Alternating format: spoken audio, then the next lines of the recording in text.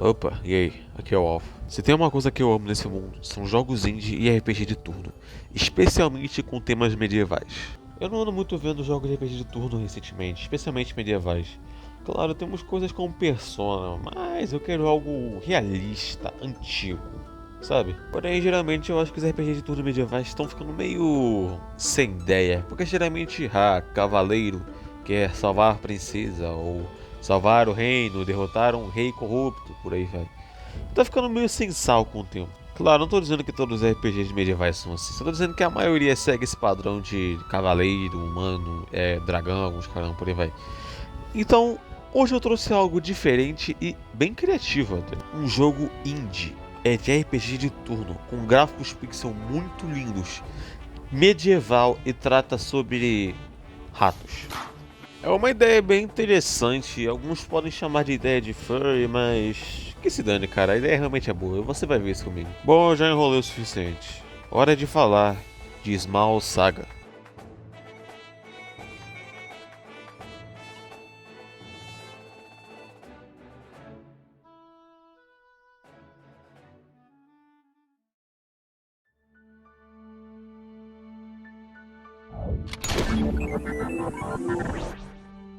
Small Saga começou com um Kickstarter em 4 de junho de 2019 e foi lançado em 16 de novembro de 2023. O jogo foi publicado pela Steam por Daria Nogani e Jeremy Nogani, mas como não tem foto deles, eu vou dar essa foto aqui. A história do jogo está sobre dois irmãos.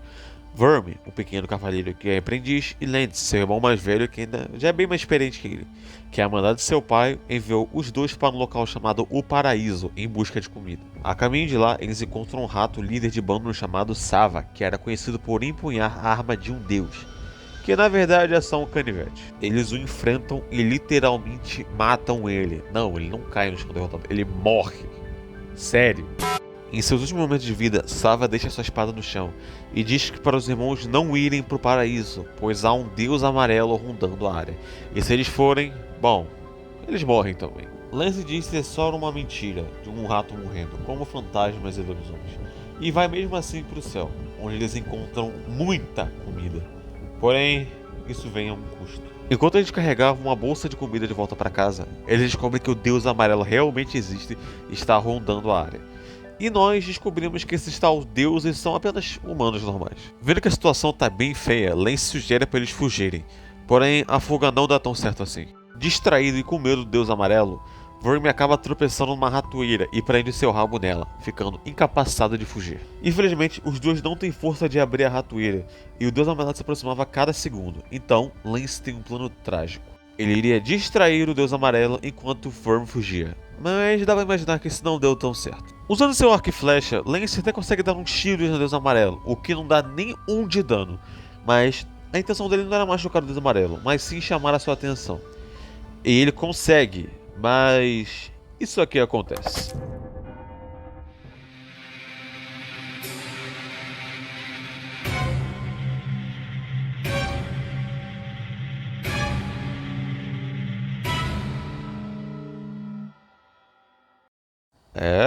O Lance morre na nossa frente, esmagado vivo por um deus. Esse jogo não tá pra brincadeira. Mas ainda não acabou, porque depois da cena chocante, vemos que o Verme permanece preso na ratoeira. E ele tem que escapar ou ele será o próximo. Porém, sua espada não é o suficiente para quebrar a ratoeira.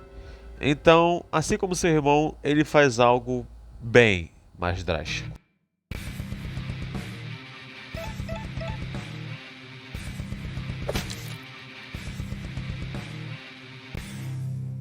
O desgraçado arranca o próprio rabo para sair.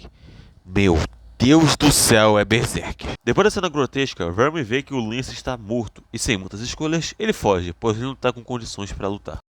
Na estação seguinte, o verão, Verme retorna, mais velho, mais alto e carregando a arma do Sava, o ceifador de titãs, a faca de um deus. Usando a sua nova arma e amigos que ele vai conhecer pelo caminho, ele tem um único objetivo em mente: vingar o seu irmão e matar o deus amarelo. Um objetivo bem interessante para um rato. Se tem uma coisa que esse jogo não falhou é na história, pois a história inteira eu fiquei bem entretido, vendo os conceitos e os locais que o Verme visita. Locais bem simples como o esgoto viram um lugar bem mais interessante nesse jogo. O jogo pega locais e objetos do nosso dia a dia e dá um novo ar para eles. Por exemplo, uma arma de Nerf nesse mundo é conhecido como canhão de um deus, e fogos de artifício são conhecidos como mísseis mágicos. É bem interessante ver como essas criaturas veem coisas do nosso mundo.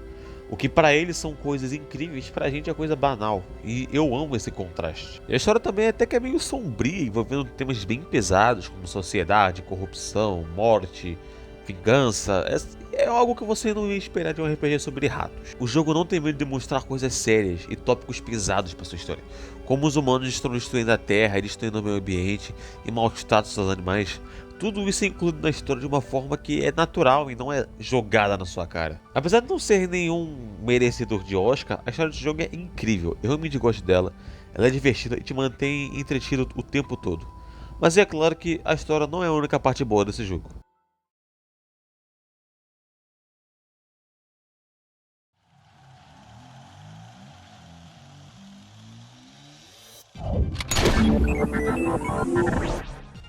A gameplay desse jogo é tipo um prato feito, simples mas efetivo. Fora do combate, você anda, interage com as pessoas e usa itens, esse tipo de coisa muito básica que você sabe como funciona. Em combate, você pode se defender, usar itens, fugir, mas quando for atacar, suas habilidades custam pontos azuis, que recarregam com o tempo.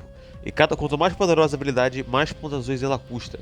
Isso cria uma espécie de tática no jogo, é tipo mana, só que recarregável. Porém, eu não posso falar muito sobre o sistema de gameplay do jogo porque ela é tão básica que falta coisa. Por exemplo, não tem XP no jogo, você só dá level up em momentos específicos quando o jogo quer que você dê level up, tipo, pode derrotar algum chefe. Ou seja, não tem como farmar e os inimigos que não são chefes são completamente opcionais. Só pode ignorar eles o jogo inteiro que não vai ter problema. E os movimentos também não são muito complicados. Tem muita coisa que tá funcionando no jogo, como você não pode dar buff, só pode dar debuff, os caramba. Só que eu vou me aprofundar isso nos pontos negativos. Ainda vamos falar das partes boas.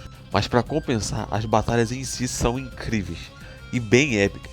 Eles conseguiram transformar uma batalha de 4 roedores enfrentando um cara gigante à luz numa batalha absolutamente incrível. Porém, mesmo com as batalhas sendo incríveis, o combate não há muito de especial, mas eu vou aprofundar isso depois.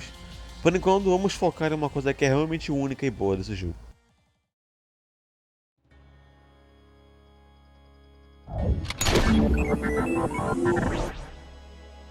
Como todo jogo indie, a trilha sonora desse jogo é simplesmente magnífica. Porém, ela é mais especial que os outros, porque ela tem mistura de vários tipos de música. Geralmente as músicas de jogos indies chegam à mesma temática, tipo de um tema específico. Mas jogo, a trilha sonora me lembra um pouco Undertale, por ter vários estilos em uma só trilha sonora. O que é algo pessoalmente incrível e dá muito mais variedade ao jogo. Não só elas dão uma variedade, como elas deixam qualquer momento bem mais interessante. Por exemplo, a música de fundo agora é a Manos Domini, que o contexto dela é o seguinte: são 4 ratos enfrentando um cara que quer desligar a luz. Mas, meu irmão, a música transforma esse cenário bobo em uma batalha incrível. E ela é tão boa que eu vou deixar ela tocando por uns momentos para você poder apreciar ela também.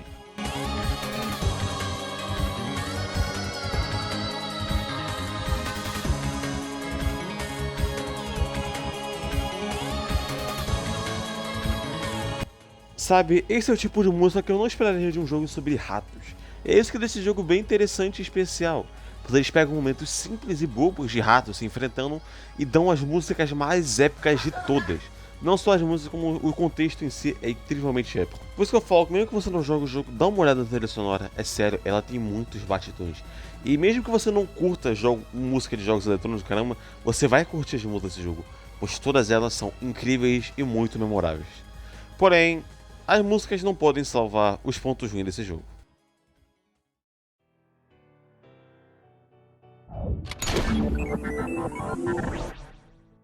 Por mais que eu ame esse jogo e tenha muito carinho por ele, os seus pontos negativos são bem mais fáceis de se falar. Por exemplo, vamos começar pelo combate, que é tão simples que chega a ser meio sem sal. Como o jogo é mais focado em história, isso dá mais margens para criar mais cenários em combates, deixando os combates muito mais simples e menos trabalhados, se é que você me entende.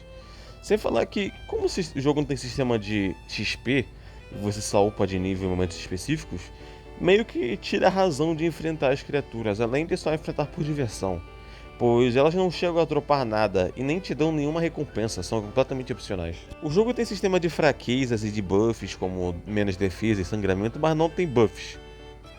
O jogo só não tem buffs. E isso me deixou meio encucado, além de os personagens não terem tantos golpes assim. Cada personagem tem o que? Uns 6 golpes no máximo, e às vezes é só isso. Eu não tô falando que o combate é ruim, ele só é muito básico, muito básico. Tipo, o osso, o puro. Não tem nada muito especial nele, ele é só tão básico que eu acho que um RPG Maker teria mais coisa. Mas a história compensa. Uma coisa que a história não compensa são argumentos do jogo, por exemplo, o final. Que nesse momento eu não vou dar spoilers, mas o final fica muito em aberto e alguns personagens só somem. E é isso. Eu não vou falar o que acontece, mas quando você chegar você vai falar, ué, e agora? O jogo só acaba. Bom, agora eu vou ter que dar um pouquinho de spoilers pra falar o que vai acontecer. Mas então, se você não quiser ver spoilers, pula pro tempo que tá aí na tela. Em um momento do jogo, o Arguila, que é um médico meio maluco que tem por aí, diz que os humanos sofreram ataque de ovos de fogo. Isso deixa o jogador meio confuso, tipo, como assim ovos de fogo? O médico diz que é um artefato tão poderoso que mata qualquer humano, que foi perdido com o tempo, porém ele conseguiu reconstruir um dos ovos. Fiquei bem curioso, eu admito, eu quero saber o que era esse ovo. Então chegamos na parte do jogo e descobrimos que esse ovo de fogo era a porra de uma bomba atômica. Olha, eu consigo relevar muita coisa nesse jogo. Eu consigo relevar um rato conseguir empunhar um canivete. Consigo relevar ratos matando cobras e derrotando humanos. Mas um rato conseguir recriar a porra de uma bomba atômica do nada, isso já é demais pra mim. Agora tá imaginando um monte de rato tentando criar um núcleo do demônio. E outra coisa que eu achei meio sheba é o sistema de armas de deuses, que são as armas que todo mundo usa, que são feitas por humanos. Porque, tipo, no começo do jogo é uma grande coisa ver um rato usando canivete, mas depois nunca é mencionado ou implicado, porque, tipo, ele só viu um rato usando uma arma de Deus e fala, ah, tá ok. Tipo, não é muito um problema que faz eu querer parar de jogar o jogo, mas eu queria que fosse mais explorado, tanto que em certo momento do jogo é mencionado que usar a arma de um deus é uma espécie de pecado e um crime severo. Mas eles quase não mencionam isso mais pra frente no jogo. Eu queria que tivesse mais cenas que o protagonista, o Verme, fosse questionado sobre como ele consegue usar essa arma. Principalmente ela sendo tão pesada e ele não tendo uma cauda pra se equilibrar. Isso seria muito interessante ver como o Verme reage a ser, digamos, gostado assim desse nível.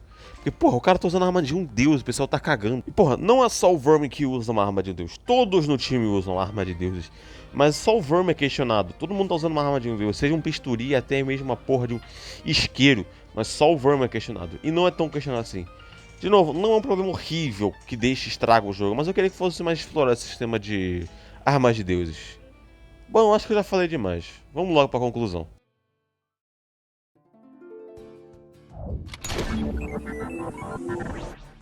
Em geral, Small Saga é um jogo bem simples, mas que segue a sua história e consegue fazer o seu trabalho, que é entreter o jogador e deixar o jogando até o final. Ele não é um sucesso, uma obra-prima como Hollow Knight ou Undertale, mas não muda o fato que ele é bem divertido e é bem interessante explorar esse mundo, pois o seu mundo é muito bem trabalhado e você vai querer descobrir mais sobre esse mundo. Os personagens têm personalidades bem distintas, e até os mais babacas e odiáveis são bem únicos. Você vai acabar gostando de todos eles. Cara, acho que até os figurantes que aparecem me fizeram rir nesse jogo. Os figurantes de fundo são mais interessantes que vários personagens de jogos AAA por aí. Tudo nesse jogo é feito com muito carinho, desde a história, os gráficos maravilhosos e a trilha sonora. E isso é realmente do jogo uma experiência bem especial e única. E é por isso que a nota final de Small Saga é...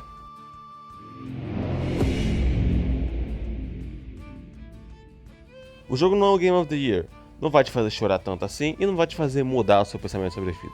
É um jogo que você realmente joga para se divertir, e isso realmente o jogo faz bem. Você joga e o tempo todo você se diverte. E mesmo que o jogo não seja um Undertale na vida quanto são os detalhes e os caramba, ele foi feito com muito carinho e amor, e é isso que o torna tão bom e único. E é facilmente um dos meus jogos favoritos que eu mais recomendo para se jogar. Você pode até não gostar de jogos de RPG, mas só a história do jogo pode te prender nele. O que pra mim já é um feito e tanto. Bom, é isso que eu tenho a dizer. Esse vídeo vai ficando por aqui. Essa foi minha review. Obrigado por assistir. Eu sou o Alpha e fica bem, cara.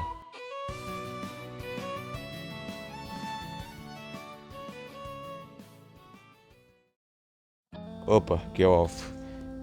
Então, esse vídeo ia sair bem mais cedo do que parece, só que eu acabei me complicando com outros vídeos e coisas da vida real. Mas até que não demorou tanto fazer esse vídeo assim quanto demorava antigamente. Eu acabei me enrolando fazendo outro tipo de vídeo que eu me diverti bastante, mas relaxa. O vídeo de tipo de review não vai ser meio desse canal. Eu só tentei explorar outro tipo de coisa. Quero agradecer a todos que estão me dando apoio a fazer esse tipo de vídeo. Meu primo Ellison, meu irmão mais velho Lucas, o povo do meu clã, o Load, o Vitor, o Gabi, todos estão me ajudando muito a continuar esse tipo de vídeo aqui no canal.